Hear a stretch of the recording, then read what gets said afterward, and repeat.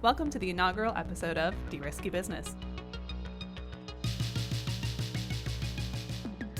a new economic security podcast from the Center for a New American Security, a bipartisan national security and foreign policy think tank in Washington, D.C. I'm Emily Kilcrease, Director of the Energy, Economics, and Security Program here at CNAS. And I'm Jeff Gertz, Senior Fellow in the Energy, Economics, and Security Program. Our program examines the role that national security and geopolitics play in the changing dynamics of the global economy. On Derisky Business, we'll talk with economic security thought leaders and provide our own analysis on the many economic security policy issues being debated in D.C. and in capitals around the world. So Emily, what are the economic security questions that need to be answered? Well, all of them. That's why we're starting a podcast. All right, where should we start? Tariffs. Everyone loves tariffs, and there's a lot of news to talk about with the new tariff actions announced by the Biden administration recently. Let's get into it. And let's actually start with the question of what is economic security? So one of the questions we're going to ask all of our guests that come on our podcast is, what is economic security? We hear economic security is national security. Candidly, that doesn't help me figure it out. And I think everybody is interpreting it a little bit differently. And so it's going to be a big theme that we explore over the course of the show. So it seems only fair that we have to answer that question too. So I'm going to make you go first. So Jeff, what is economic security? Oh, that's the $1 million question here, Emily. I think you're exactly right. I think we're in a funny place now where everybody agrees economic security is national security. There's complete consensus on that, but no one actually knows what economic security is. So look, I'm going to dodge the question a little bit as expected. But I think, for me, the core interest is breaking economic security into some of its component parts. So we certainly see there is a real interest in, looking at the set of economic tools that we are using to advance national security concerns. And so that's things like export controls, like investment screening. I think and that's a relatively narrow definition of economic security. I think there's a broader definition of economic security that's looking at things like supply chain resilience, some of these issues that really came up kind of both post-COVID, post-Russia invasion, that sort of moving away from a neoliberal hands-off approach to the world economy, and that all kind of fits into the economic security definition. But, I'll say, I think, to me, it's an unsettled question. I think a big part of the reason why we're doing this podcast is to try to get to that answer. So let me throw it back over to you. What's your definition of economic security? Maybe I'll agree and punt on the question as well. Maybe we'll get to a better answer after we do a few more of these episodes. The one articulation that you didn't mention, but we do hear sometimes, is this idea that national security is economic security because, having a strong military, having the ability to defend ourselves requires economic strength. And while that is true, and there's an inherent logic to that, that's also a hugely expansive way to think about it, because then anything in the economy is related to national security and therefore could justify a government intervention. So I think that's like the most expansive version that you hear articulated. You mentioned on the other end of the spectrum the very narrow version, which is there's a couple of little things that we need to fiddle with in the economy around export controls and investment screening and the like, and we'll just put a couple of guardrails in place, and there we've got economic security. But I think what we're going to end up getting into in our show quite a bit is this middle ground of everything else that we're talking about, supply chains and resiliency and all that stuff that's beyond just kind of the military hard power security issues, but does seem really important, and we don't have a good framework or policy instruments to figure out how to achieve that in a way that's predictable, that makes sense, that is seen as legitimate. So a great set of questions for us to start with. Also a great segue into the first topic that we're going to get into today, which is tariffs. When we first started talking about this podcast, I did not think we were going to start with tariffs. I thought we were going to start with something like TikTok or export controls, but we are back to good old tariffs, the bread and butter of trade tools. Yeah. There we go. Exactly. So we're talking about these because the Biden administration on May 14th released a new set of tariffs on a select range of goods, so chips, electric vehicles, solar panels, batteries, etc. First big tariff action of the Biden administration, although one that we knew was coming for quite some time. And let's unpack that a little bit. We'll talk about what these tariffs were, why these products, what the implications are, the argument for the tariffs, the argument against the tariffs, and there's plenty on both sides of that. And then we'll do a little bit of look ahead. How do we think these tariffs are going to work, and how will we know if any of this is working? So Jeff, why don't you start us off? What are these tariffs, and how did we get here? Yeah, great intro there. So look, we got a new set of tariffs on May 14th. I think if you actually want to understand where these came from, you need to go back several years. Actually go back 6 years ago, all the way back to when President Trump introduced the wide-ranging set of tariffs on China in 2018. So these were tariffs in response to China's discriminatory trade practices, calling out lots of things like forced technology transfer, intellectual property theft, kind of many longstanding U.S. concerns with China. And this was really the beginning of what's come to be known as the U.S. China trade war, where we saw a huge range of tariffs on both sides. So under U.S. law, the tool that then President Trump used to implement these tariffs, known as Section 301, requires the U.S. government to review the tariffs after 4 years to decide if they want to keep the tariffs or remove them or alter them in some way, known as the 4-year review of Section 301. So back in 2022, the Biden administration, under this law, kicked off this 4-year review, where it sort of took almost 2 years, so frankly a bit ridiculous that, we've had a 2-year review process to get to this point after the initial 4-year assessment. But this is the outcome of that process, of the 4-year review. So what did the administration come up with? 2 big things jumped out. One, as you mentioned, we've got a set of new tariffs. So we're looking at sort of selective new tariffs on a range of strategic industries, real focus on electric vehicles as the key, but we'll get into a bit more of the other issues there as well. And then second, the big decision was to keep all of the existing Trump tariffs in place. So all of the tariffs that Trump put in back in 2018, there'd been some real debate. We've sort of looked at the assessment, should we keep them or not? The Biden administration decided to keep all of those tariffs in place. And what you didn't mention, of course, was tariff reduction. So tariffs are only going in one direction at this point. At this point, it seems to be a one-way ladder, just ratcheting up more and more tariffs. Everyone loves tariffs. Everyone loves, well, I don't know about that, but we'll get into that a little bit, right? So let's unpack exactly what the tariffs were and the sectors and products that they targeted. I mean, it was, in contrast to the Trump-era tariff actions, which cut across many different sectors of the economy, were very broad-based and had stable tariff rates for all of the products. What we saw here was actually a different approach, which was to really focus in on particular products, but then really jack the tariff rates up. So walk us through that. Whereas the Trump administration really had tariffs across the board, just looking at a whole range of products. What we've seen in the Biden administration is they're being much more targeted, focused on only a handful of sectors. So the first one is steel and aluminum, a long-standing strategic sector where obviously lots of trade issues over the years. There, we're seeing tariffs go from 0 to 7.5% all the way up to 25%. The second sector we're looking at is the semiconductor industry. Again, obviously a key strategic sector. There, we see tariffs are going from 25% up to 50%. Third, an area that's gotten a lot of attention on electric vehicles. So here, the tariffs had been at 25%. They're being jumped all the way up to 100%. Obviously, a huge increase there. Also, we see batteries and battery components, both as part of electric vehicles, but also batteries in other parts of the industry, including critical minerals. There, we're going to have tariffs going up to 25%. Also, some action on solar cells, on cranes, a bit of an odd one thrown in there. Also, on medical products, we've got tariffs going up to 50%.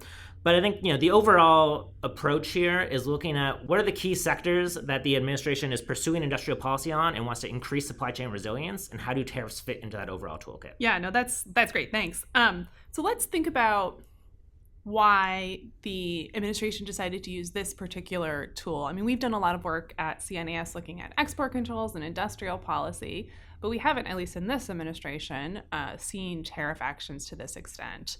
So what's their thinking here? Why is the tariff tool? I mean, essentially, we're talking about how to protect domestic production capacity. Why does that matter for these sectors? And what's the logic behind this particular approach? And then we can get into, do we think it's going to work, or all the arguments why it might not work, but kind of, what's the good faith interpretation of what the administration is trying to do here? Great. So I think the key word you're going to hear from a lot of administration officials on this is overcapacity. That's the kind of new buzzword in town. Everyone's focused on Chinese overcapacity. So the argument here is that China, through a range of subsidies, through cheap financing, through various measures to increase the flow of credit into manufacturing and industrial sectors, is really kind of pumping out tons and tons of electric vehicles, of semiconductors, of these kind of key issues where the administration is trying to make its own push.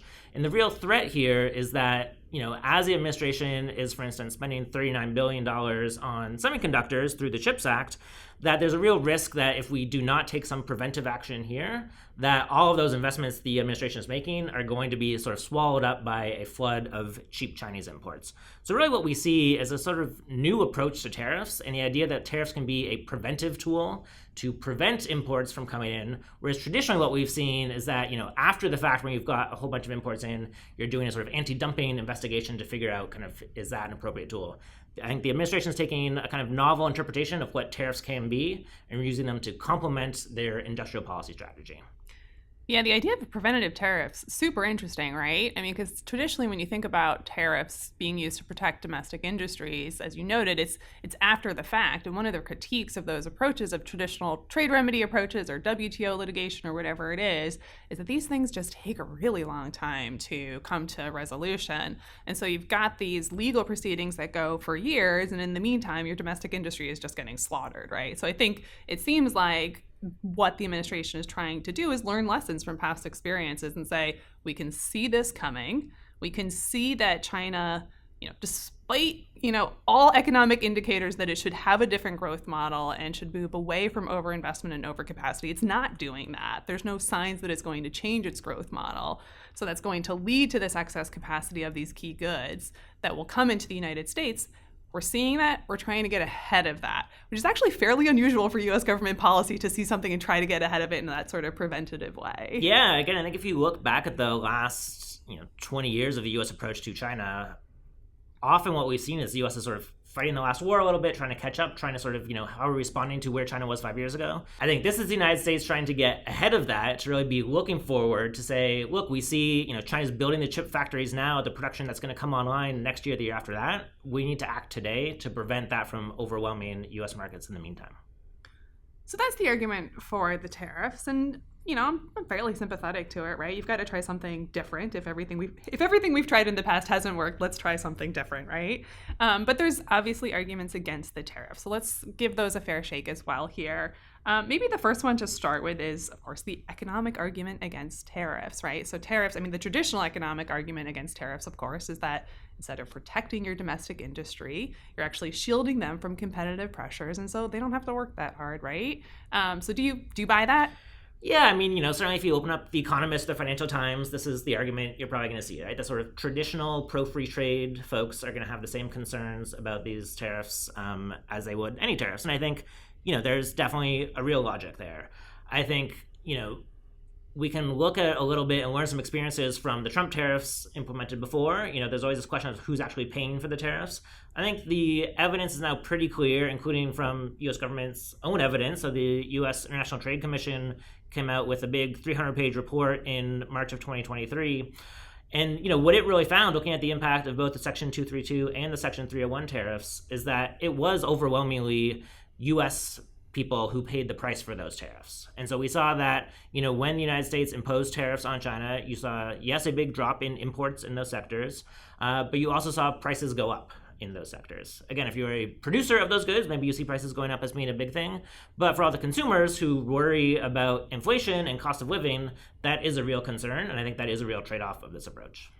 And of course, the fact that some of the tariffs hit intermediate goods. So if you're a producer that uses those intermediate imports, you're going to get hit as well. Exactly. And the kind of competitiveness, is not always easy to shake out kind of up and down the different value chains, how that's going to impact.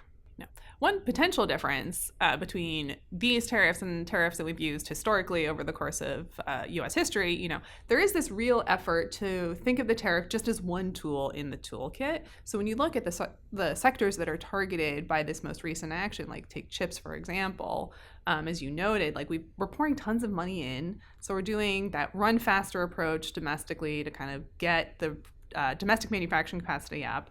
We're layering on tariffs. We're layering on export controls. And so you could make the argument that there's just massive effort to kind of shock these supply chains into a more geopolitically acceptable state for the United States. Big question marks about whether it's going to work, but you can see that they're trying to pull all of these policy levers in tandem to try to move those supply chains essentially out of China and into places where the U.S. is more comfortable with them. Yeah, I think that makes a lot of sense. And I think, one thing we've learned from looking at shocks to supply chains sort of since COVID and the sort of, we really saw the effort to reshore and friendshore some supply chains, that it's just really hard to do.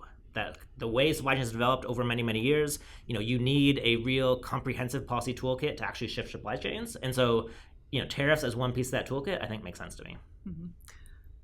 So another argument against these tariffs, of course, is the environmental argument. I mean, these are hitting a lot of clean energy technology goods. China is the world's dominant producer of most of these goods. They are a cheap producer of many of these goods. That they're a cheap producer is part of the problem, of course, from a U.S. competitiveness perspective. But if all you were concerned about was climate transition, your response would be very different. You'd be like, come on in, can I get more of those cheap Chinese EVs and batteries?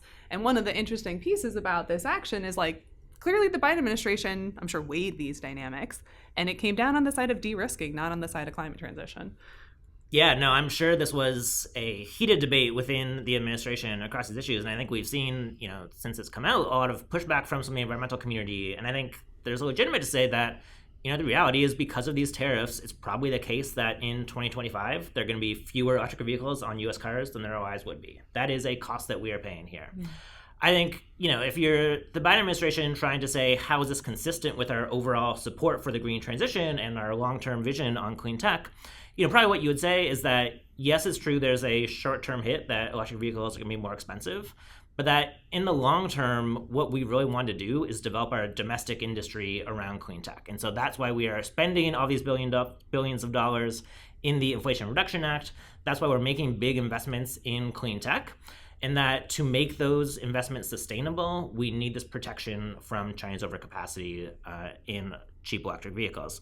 I think it's up for debate whether it's going to work or not. As you said, this is one piece in the broader toolkit. But I think, that's clearly where the administration's landed. I think there's also an important political economy argument, which is that over the long term, support for the green transition requires production, requires jobs. It's been a big part of selling this is new green jobs. I think if we ended up with a green transition that was no production in the United States, just importing cheap goods from China, it's not clear that's sustainable over the long term. So in the short term, there definitely will be a climate environmental hit. I think the jury's still out on the long term. Yeah, and I've got to imagine that policymakers as well had the experience, the really hard experience that many of them just went through of trying to get Europe off of Russian energy after Russia's invasion of Ukraine. And as we're thinking about the climate transition, it would seem, pretty foolhardy and stupid at this point to just quickly go to Chinese sources if we're also concerned about conflict or crisis breaking out, which, hopefully not, right? Like, we're not getting into that thicket of issues in this discussion. But there's enough of a concern there that's driving the de-risking agenda. And so it does seem like that was weighted pretty heavily as well, particularly given that recent experience with Russia and Ukraine. Yeah, absolutely. I think if we had true dependence on China for our energy sources, again, clean energy or not, that is a huge national security risk. And it's clear the administration is worried about that. Mm-hmm. So, Jeff, are we decoupling from China? This came up, when you look at all of the press reporting around this, these recent tariff actions, there's a bit of hyperbole in some of it, saying that this is the thing we are now officially decoupling from, which seems a little overblown, right? I think so. Look, we've had these de-risking versus decoupling debates for many years now. I look at it, I think it's a bit ridiculous, frankly, to say this is decoupling because, to be honest, we weren't coupled in these sectors to begin with, right? We're not at present importing any electric vehicles from China in any significant sense.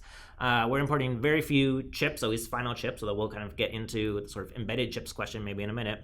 But at the moment where these tariffs are coming on, we said these are really the idea of preventive tariffs. So we are not decoupling in the sense that we are sort of tightly intertwined economies at the moment. We are actually sort of preventing that coupling to begin with. Yeah, and the overall scale of these tariffs is also much smaller than the baseline, right? So if you look at the Trump administration tariffs, that was somewhere in the neighborhood of $350 billion worth of tariffed goods.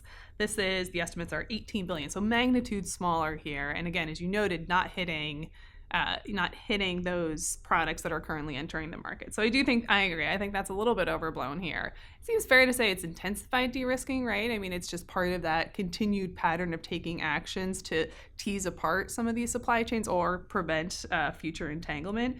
But I do think saying total decoupling, it's a little too much at this point, although maybe we'll get.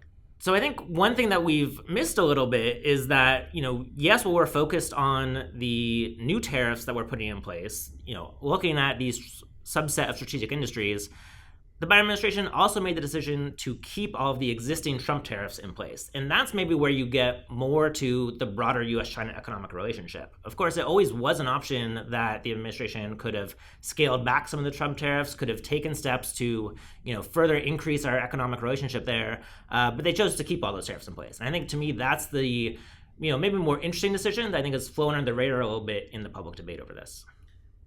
Yeah, and not that we want to get into politics, but let's get into politics. Like, how much of that is a political decision, obviously heading into the presidential elections? Is it just untenable to do any sort of reduction? Even if you're pairing it with increases elsewhere, we still can't find the stomach to maybe decrease tariffs on consumer goods where maybe there would be a real impact for U.S. consumers? I think that's one conclusion to draw, that you have Trump out on the campaign trail talking about 60% tariffs on everything.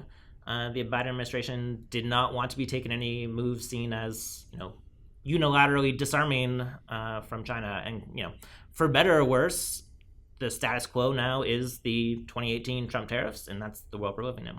Everyone's just gotten used to those tariffs. Yeah, everyone loves tariffs. Everyone loves tariffs. All right, so let's get into China's reaction to these tariffs, because while everyone loves tariffs, I can think of a few folks in China who might not love these tariffs. So to help us unpack this part of it, happy to have on our colleague Adam Tong, who's an associate fellow with our EES program here at CNAS.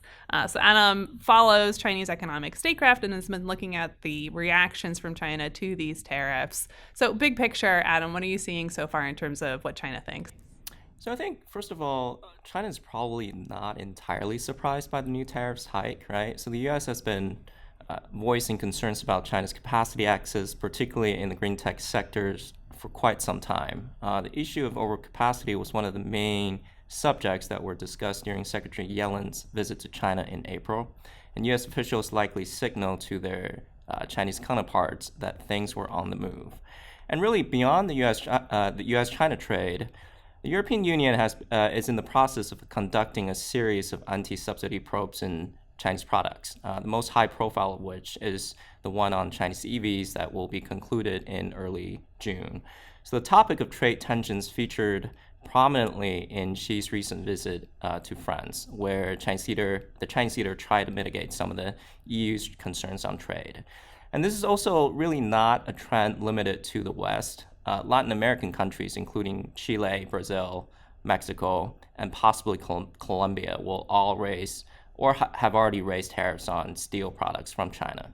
So all told, export of Chinese overcapacity has led to backlash, not just in countries where diplomatic ties with China are strained, and there are ample concerns in China about exports facing new barriers in different parts of the world.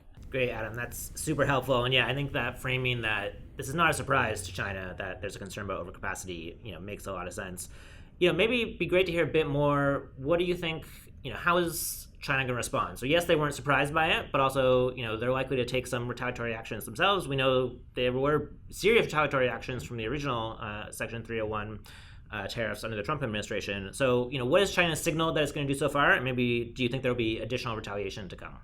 Right. So I think, first of all, to answer that question, it's worth to perhaps dig a little bit into how China perceives it, right? So on the one hand, China sees the new U.S. tariffs as the result of the competition on getting tough on China in the lead up to the election in November. They see this as a continuation of the drawn-out trade war that started under Trump, and they also see Biden under increasing pressure to outcompete Trump on China tariffs. And they see the spillover of U.S.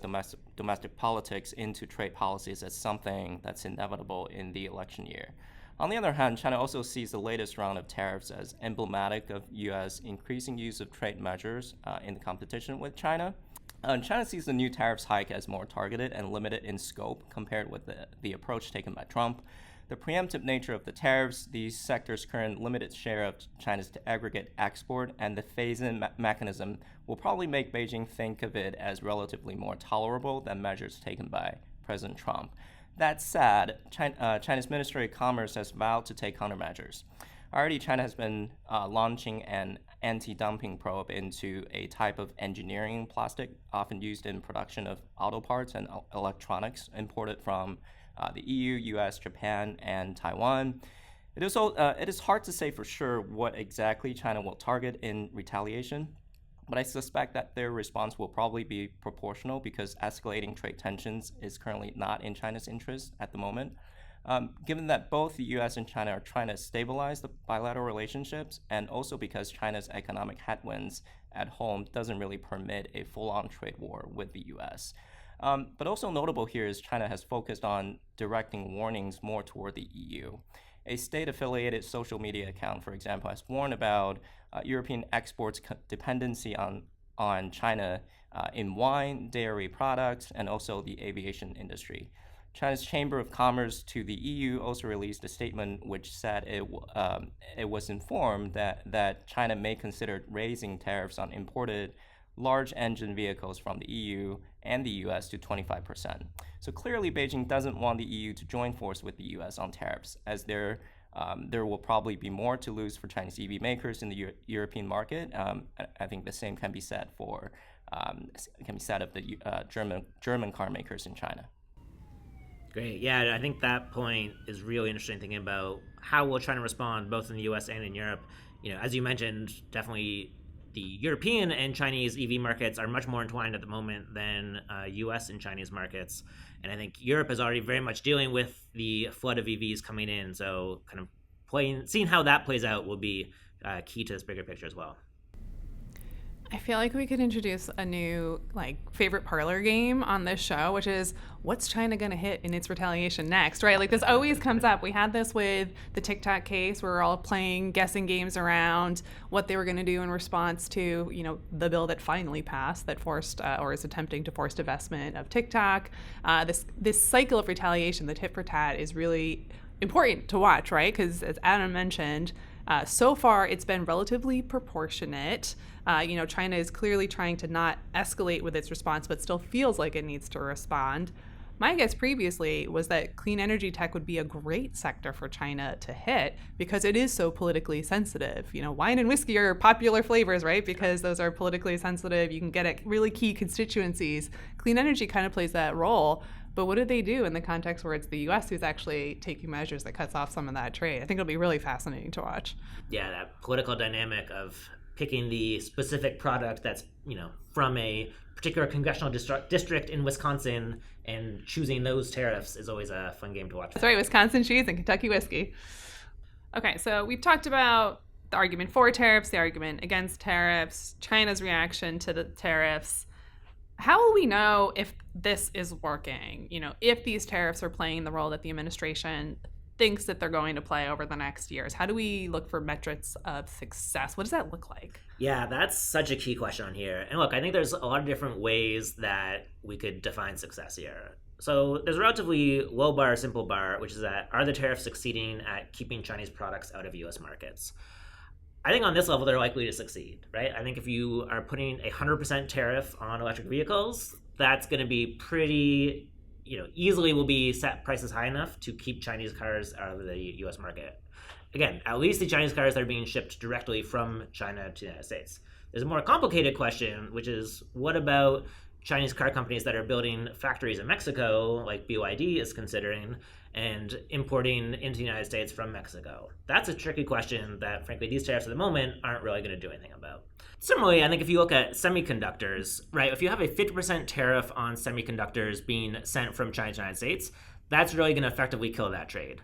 But the real issue on semiconductors is not the direct importation of finished chips. It's where do chips get embedded in other products. So it's all the chips that are used in TVs, in radios, in computers, and everything else. That's really where the overcapacity problem in semiconductor manufacturing is. And these tariffs are only going to address the direct chips themselves. They are not addressing all of those other consumer goods where we're seeing the embedded chips that are coming to the United States. So again, yes, the tariffs are going to succeed in addressing the narrow problem, but the kind of bigger question here still remains to be seen. Yeah, and on EVs, part of the bigger problem too is going to be third-party markets, right? So we don't have a lot of EVs that come from China today, although maybe Teslas, right, if they're made in China and being imported. Yeah. So maybe that's a piece of the market that gets hit. Sorry, Elon. But other than that, so say we're successful using tariffs to keep them out of the U.S. market, highly unlikely China's just going to stop producing EVs. So they're still going to have this excess capacity. So where does that go? So it's probably going to go into third-party markets. Maybe not the EU, if the EU is also going to put in place some sort of protection. But that leaves the rest of the world, right? I mean, so take a couple of the largest consumer markets off, but you're going to have a lot of cheap Chinese EVs going into other markets. Does that mean that U.S. car makers are going to have a harder time accessing those markets on competitive terms? So it does seem like while it addresses a piece of the problem in terms of the U.S. domestic market, it's not clear what you do about the rest of it. Yeah, absolutely. And I think, it's a real issue kind of showing the limits of bilateral tariffs as a policy tool here. I think, as we've said a few times on here, China's overcapacity is not fundamentally a U.S. China problem. It's a global issue. There's only so far that U.S. bilateral tariffs are going to make in addressing that problem. And same thing with chips, right? I mean, so we know China is planning to invest a lot in particularly lagging node and legacy chips. In part, they're doing that because our U.S. export controls are making it really difficult for them to make chips at the advanced edge. So in some ways, this is a completely foreseeable consequence of our own policy. We're going to get at part of our concerns about growing Chinese shares in the legacy chip market through tariffs. But again, we're going to see these same dynamics of chips are a global market. They're highly competitive, right? And so if U.S. producers still face that cost disadvantage in global markets, it doesn't seem that tariffs are really going to solve the entire problem here. Yeah, I think, maybe the way I'd sum this up is these tariffs are going to stop the shipment of products from China to the United States, but by themselves, they are not going to solve the China overcapacity problem. There's sort of a lot more to be done on that point. And isn't really the metric for success here not the narrow goal that you outline, which is we're keeping these products from coming into the U.S. market? The point is we want competitive U.S. capacity, competitive U.S. firms who can make these products and sell them on competitive terms in global markets, right? I mean, isn't that really the bar for success, is that we can make this stuff? Yeah, exactly. I think that's, where this fits in as preventive tariffs. What are we preventing? What are we trying to protect here? It goes back to sort of almost old infant industry arguments from development economics of 30 or 40 years ago, which is trying to say we're going to protect the space to build up our industries that we see as key sectors. And again, that's primarily on semiconductors and on clean tech. And so, there we know the administration's making big investments. Some of that money is starting to roll out, but I think it's going to take many, many years till we know, how successful has that been. And again, tariffs are one small piece of the policy toolkit there, but obviously, not the only piece, and I think not really the most important one either. Yeah. There's another perspective we could take on this, which is maybe the tariffs change China's behavior. And I'll just put that out there and we can pick that apart for a second, right? But when you look at the prior tariff efforts, there was a massive amount of tariffs, and it did lead to a negotiation that led to a trade agreement. It doesn't seem like I'm that's... going to let you call the phase one a trade agreement, but let's park that for a minute too. It's not a traditional trade agreement, but I do believe trade agreement is in the formal name of the agreement. Therefore, it is a trade agreement. It counts. It totally counts. But the point is that there was some leverage that the tariffs created. I don't think that was the entire point of those tariffs, right? I think there was a genuine effort just to reset the relationship through the tariffs, but as an added bonus, there was some leverage that was created. There were these talks, there was an agreement, lots of debate on whether the agreement, whether China fulfilled its obligations, whether it could have in the context of trying to make all these massive purchases in the COVID pandemic, et cetera, et cetera, et cetera. But the point was there was a trajectory there. It doesn't seem like these tariffs are designed to do that, right? It doesn't seem like we're trying to build leverage or change China's behavior or use these as a launching point to further talks, right? Am I missing something here? No, I think that's right. Part of the 4-year review here, which turned into a 6-year review, it's kind of looking through sort of, did the tariffs achieve their goal? And you get this sort of funny long report that says, yes, confirming China has not changed its approach to technology transfer, has not changed its fundamental economic model, which is ultimately not a market-based approach. Kind of big surprise. So I think you're right? It was sort of, maybe there's a little bit more realism coming into U.S.-China trade policy here, which is saying, look, we don't going in sort of with the wool over our eyes that China's going to massively change its approach. We are taking the actions that we need to kind of create the policy space to build up our own industries. And this is really not dependent necessarily on China changing its approach. We're kind of making our own policy decisions that will create the industries that we think are critical for our strategic interest. And then a last lens that we could put on this is the very cynical political lens, which is, this is great for electoral politics, right? We're going to talk about jobs. We're going to talk about protecting our steel workers, which is not in any way kind of like a dismissal that we should be thinking about those issues, but one does wonder about the timing and framing of these sorts of actions, and how much of this is really just being driven by electoral politics. I mean, I think ultimately it's probably a little bit, it's a little bit of everything, right, to be fair, but... It's a little bit of everything. I think that's exactly right. I think, look, it's far too cynical to say this is just a political ploy, that kind of there's no real thought here. I think as we've gone through, this is a very strategic approach that they've really sort of thought through, how do we want to build these industries. At the same time, do I think the question, how will this play in Michigan, ever came up in the discussions? I'm sure it did. Okay, so lots to watch over the coming months and years on these tariffs. So let's take our best guess. If we come back in 5 years, we're still doing this podcast, do we think these tariffs would have been a good idea? What do we think is going to happen to these industries? So, Jeff, are these tariffs a good idea, yes or no? It's a great question. I think, look, I'm going to choose to take the optimistic viewpoint today and say, yes, I do think they're a good idea. What I really see here, at the end of the day, the U.S. government is pouring billions and billions of dollars into trying to build out the industries of the future, build out semiconductor capacity, build out clean tech capacity. I think without these tariffs, there's a huge risk that all of that money was going to effectively be wasted in a flood of cheap Chinese imports driven by Chinese overcapacity. So I think the preventive approach here is not tested. I think there's, as we said, it's only one piece of the policy toolkit, but I think it's an important one. I think it's something worth trying. Yeah. What's your take, Emily? Was it a good idea or not? I think it's a good idea, with a caveat that I think there's a lot we need to watch in terms of trade diversion. And, you put a barrier in, trade will figure out a way to get around it, right? And I think there's a lot of potential for unintended consequences. So we need to be really focused on watching those, addressing those. I don't think we can wait 6 years for another assessment about whether the tariffs are working, right? Like, this needs to be a continual process to think about, like, is this actually working? Is the domestic industry being built up the way that we want it to? And did tariffs do what we thought it was going to do? Adam, what do you think? It's a tricky issue, right? So at the heart of the longer term challenge for China really is whether this industrial strategy focused on bolstering the set of new relatively emerging manufacturing sectors will be sustainable, right? So with tepid private consumption at home, and also inefficient investment, which is leading to this surging amount of debt in China, and also now the backlash against Chinese manufacturing exports. How would Beijing be able to manage to sustain perhaps a GDP growth target of around 5% yearly? And that's the question that I ponder. Right, so that would be also the key to comprehending the U.S. China trade frictions in the years to come, I think. Great. All right. Well, lots for us to continue to watch and talk about. Great. Thanks, Emily. All See right. you next time. See you next time. Thanks for joining us on Derisky Business. Thanks for listening to Derisky Business, an economic security podcast from the Energy, Economics, and Security Program at the Center for a New American Security. Have any questions or comments? Get in touch at deriskybusiness@cnas.org. The nerdier, the better. And find us wherever you get your podcasts every other Thursday.